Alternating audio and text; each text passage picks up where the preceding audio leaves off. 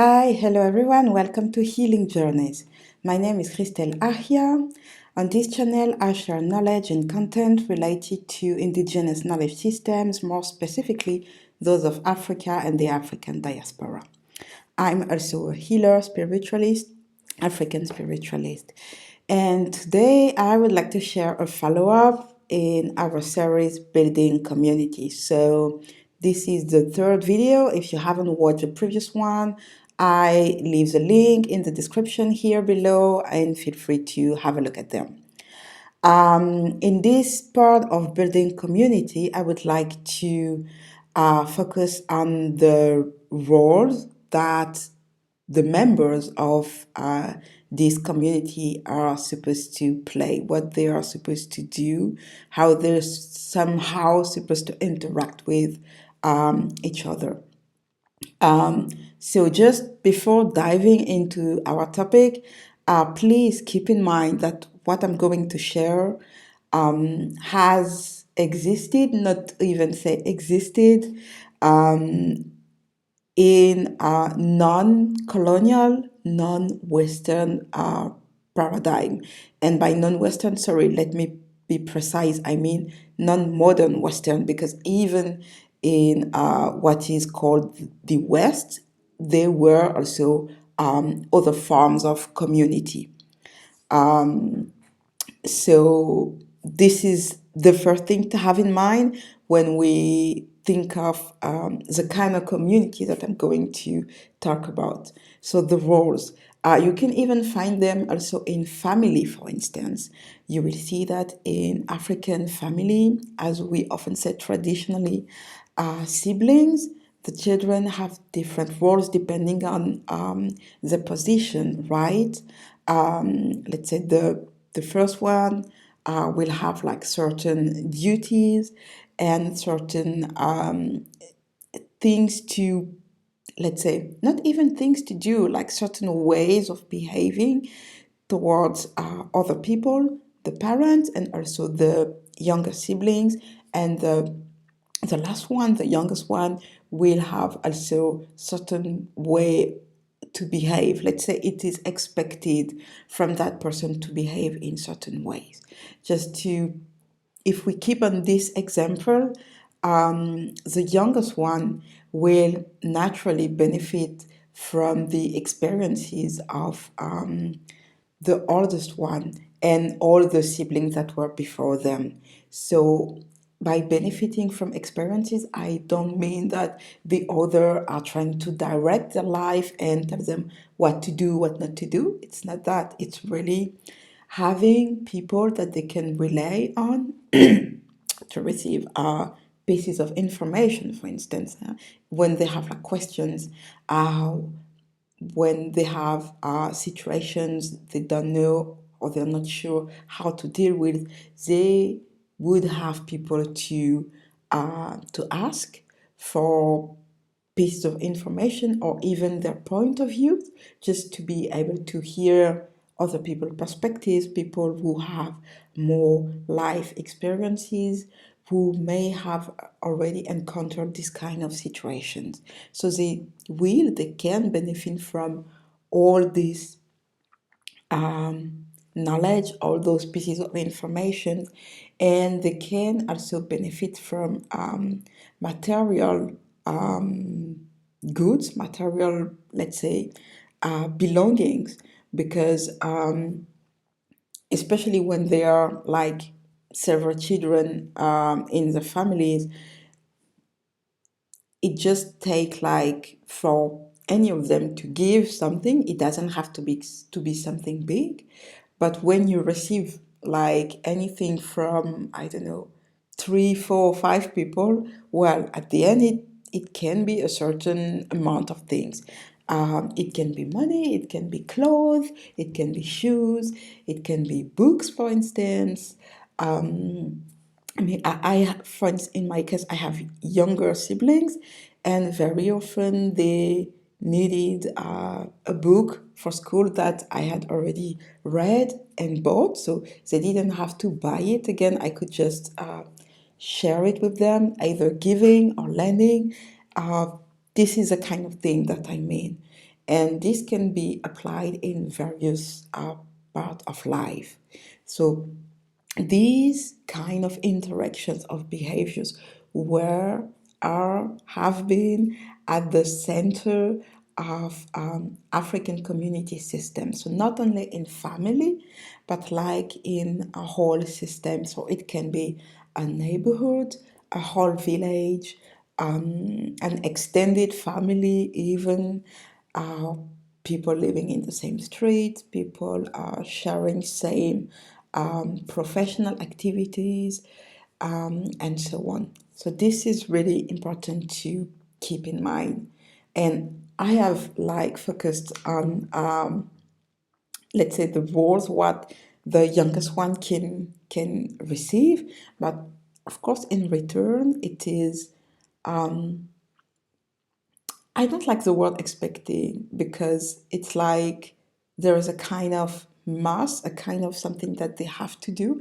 It's more, I would say, in the natural order, in the way that the interactions have been understood.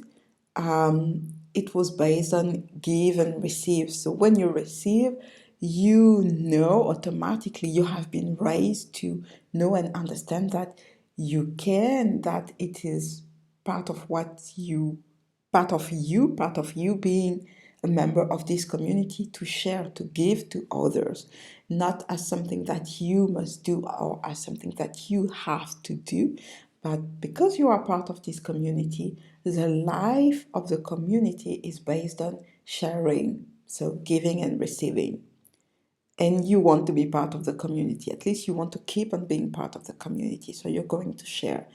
And it can be, yes, material things, it can also be non-material things, such as providing people with support, help that they can need to go and pick things for them, to, I don't know, even stay with them, like be with them, live with them, stay with them, going with them to the market, to wherever they need to go, and so on.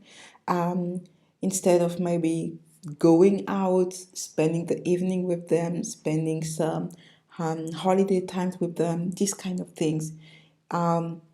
These are also considered sharing. It's another way of giving something, and something very important, your time. This is very important. We can always go in, buy material goods and receive money and so on, but time, what we have given has been given. We won't receive more time. So this was one aspect. And of course, the elders one also have role, things to give and things to receive.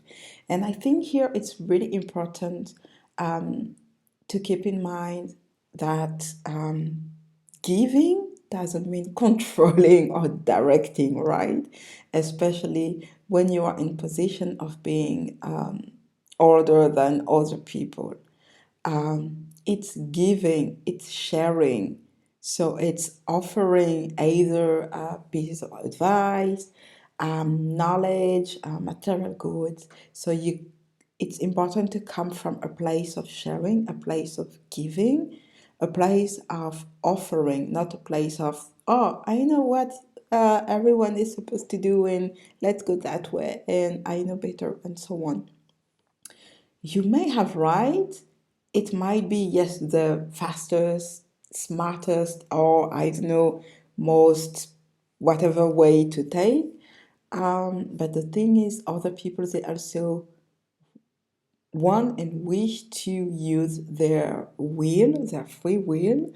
And we all have different perspectives and different abilities to process information, knowledge. So some people may need more time for one reason or the other to process an information. It's not that they are against it, it's just that they just need space and time to process it and are really going into that direction. So I think it's also very important to have that in mind. And that was a kind of interaction that people used to have. I'm using the past tense because, well, it's not uh, that much the case um, currently, but it doesn't mean that it's not possible to reach that, let's say, that space. I think it takes a lot of awareness from everyone, and also this understanding that we all have roles and something to do, something to share, something to give, and in order to receive from communities. And of course, the must, let's say, the I think, and I believe it's a non-negotiable, like the healing necessity before even or to be able to build a sustainable community, right? Especially from childhood. It doesn't have to be what is called or labeled trauma, but even processing what we have learned and how far it has taken us and what we want maybe to release from what we have learned, because maybe okay, it has served us 10, 20, 30 years, and maybe now it's time to implement new ways of doing, new ways of thinking, new ways of interacting with people. uh, yeah, it doesn't have to be that dramatic. That it can just be that okay, now it's a new chapter, and I need to implement new ways of processing, new ways of doing.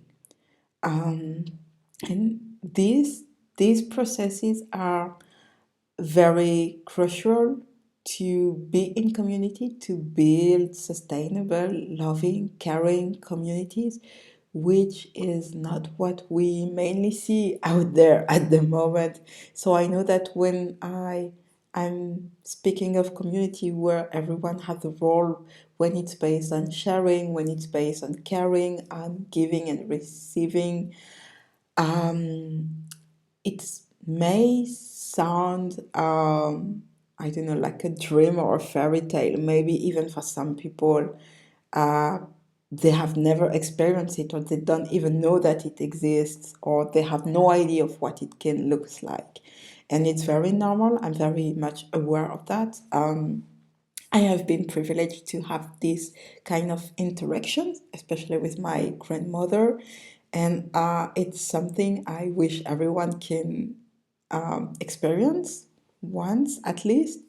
But definitely, it takes self knowledge, and it's not about self knowledge only at one point. It's a continuous exercise, it's a practice of regularly checking in with yourself, how much you are aware of even your own troubles, because whatever we're going to feel inside is going to like to be present in our interactions with other people. So that would be the first step, being aware of what we feel, how we feel, and if we are not necessarily aware of that at the moment, well, taking space to like to receive it, to come to awareness to how we feel. That's very important.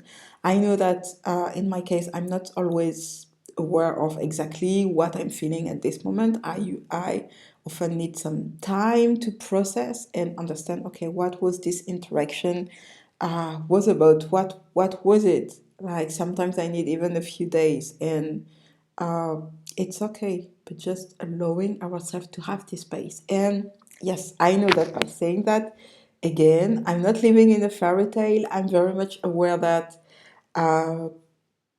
like things are going very fast, like jobs, activities, cleaning the place where you live, doing groceries, I don't know, having time to rest, to eat also, right? It's important. And I know that we only have 24 hours a day. We all have that. I'm very much aware. So taking space to process may sound like another activity, again, something to do, something more. Well, if it is what you want, what you wish, like improving your interaction with people in a way that you can develop really caring, loving interactions where sharing exists, like in both directions. This practice of self awareness, well, I don't see how we can avoid it if that's the kind of interactions we want. Also, because we have to unlearn so many patterns. And unlearning pattern, there is one thing to be aware of it, like intellectually, to see it, and it's another thing to learn to act differently and not to react based on these patterns. These are completely two different things, and it takes training. It takes several attempts. So practice and practice. That's why the practice of self-awareness, healing is very important for building like loving, caring relationships and even community when we consider like various people with various life experiences and so on. Well, it can easily be chaotic, right? And also to consider that everyone has to be in their roles, stay in their roles. Yes, it's can be quite challenging.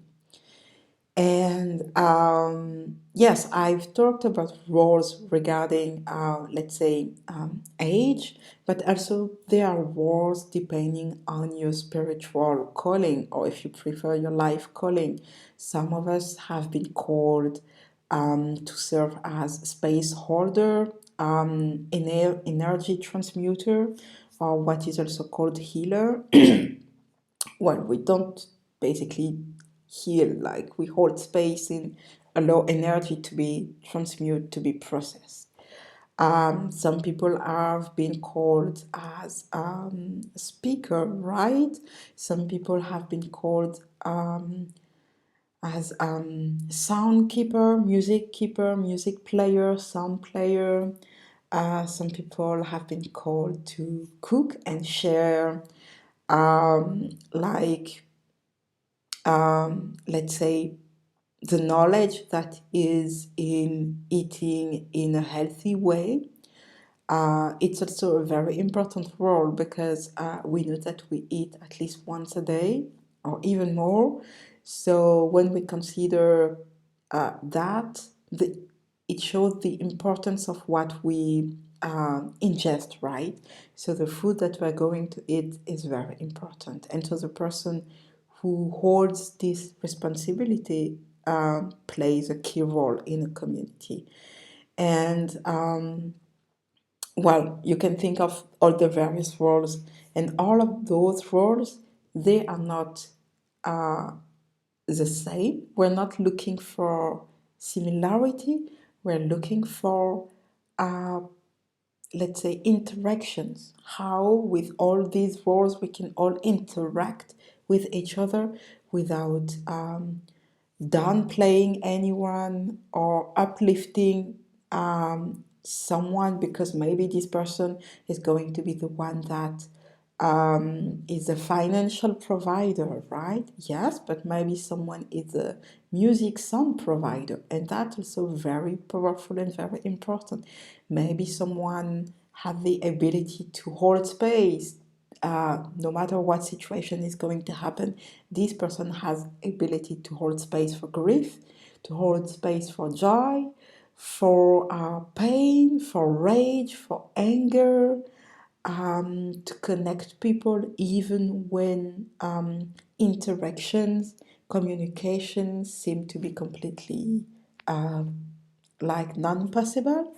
This is very important in a community, and all that has to be understood, accepted, agreed, and not, how can I say, no roles can be put on a pedestal or ranked in comparison to the others. And this mindset, considering the world we live in currently, well, it's challenging, right?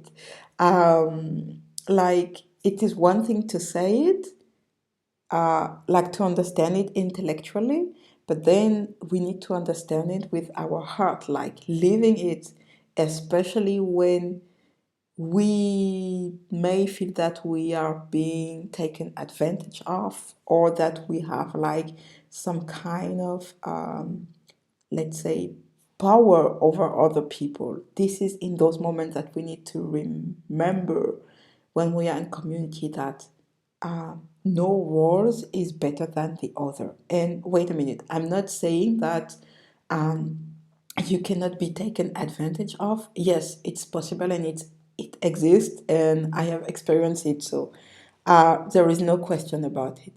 What I would like to highlight here, what I'm saying is, I'm talking about the kind of community that at least I'm encouraging, community where we are based on mutual caring, love, respectful interactions, and giving and receiving.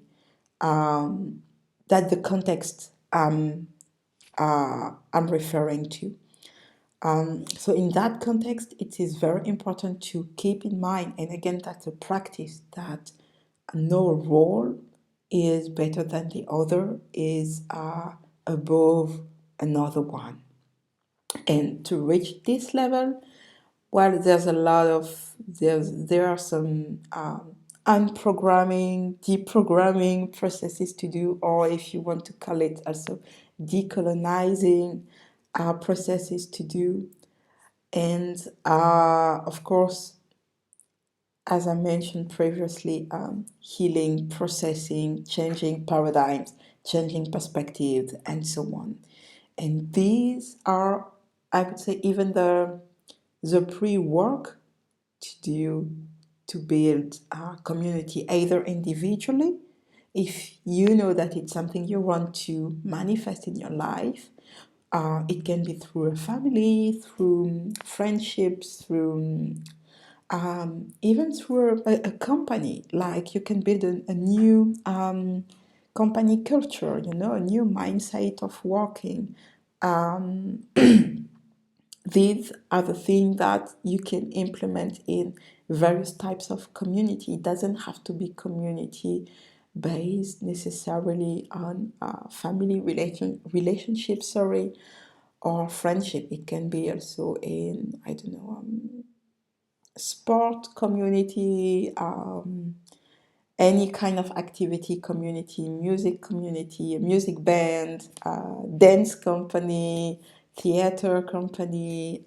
Yes, it's possible to do those things. So all those kind of groups are community, and it's possible to build, to create other ways of interacting with each other. But it takes work, and not from one person only, from each member, and it must be a conscious choice, a conscious decision from each member, because it's a process. It's an internal process, and no one can be forced to do that, and no one can really force anyone else to do that, especially when it is a continuous process. You may be able to intimidate people or force them for once, twice, but well, usually by the third time, I'm not sure that it will work. So, yeah, that's what I wanted to share about the roles in community. I will come back with other videos related to building community. I already have another one in mind. For now, let's take care of each other, and most importantly, first of ourselves, right? So, giving and receiving.